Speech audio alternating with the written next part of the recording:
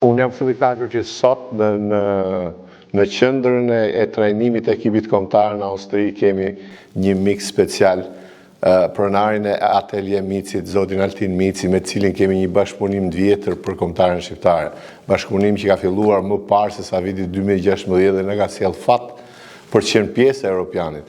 Ekipi kombëtar është vesh me veshjet e Altin Micit në Euro 2016, ka vazhduar akoma më tej. Të gjithë çunat e kombëtares do të vishen me veshjet e stiluara nga Atelje Mici dhe të qepura gjithashtu nga ai. Dhe sot gjatë gjithë ditës ne ja kemi përkushtuar në fakt veshjes, megjithëse ky është një event sportiv, por padyshim që çdo detaj, sado që mund të duket i vogël, është i rëndësishëm për një skuadër të futbollit. Pra dhe ky është një detaj shumë i rëndësishëm, të cilin na e mundson Atelje Mici dhe pronari i saj Altin Mici.